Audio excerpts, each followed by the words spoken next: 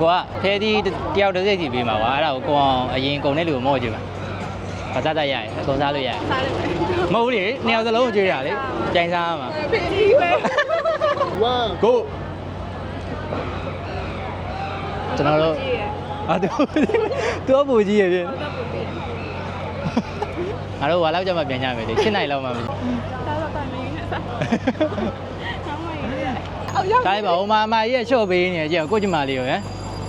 ညီမလေးပဲနိုင်ယူလိုက်တော့ပြောဘာမှမစားမနဲ့ နာစားနေမှာစားကျင်တယ်ပြောရတာလေဟုတ်လားရမီးစားနေမှာစားပါ မြင်မြင်စားလေမြင်လုပ်ပဲမြင်ပြောမယ်လေအိမ်ပြန်တော့မယ်လေ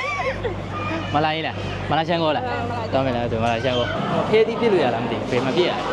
ဟုတ်ပဲစားတယ် ဟာဘလို့ရွေးမှာတော့စားချင်နေရရွေးလေဩ စတေးကန်ဆက်စီဖူးတရားပြမယ်လေတရား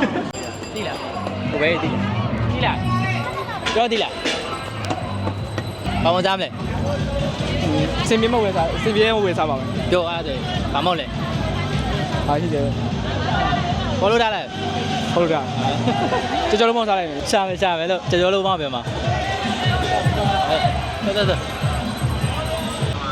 ပို့ထည့်ပေးလိုက်ရ ဒိုင်းစတိုင်းကြောလုံးမောပူလေးရမယ်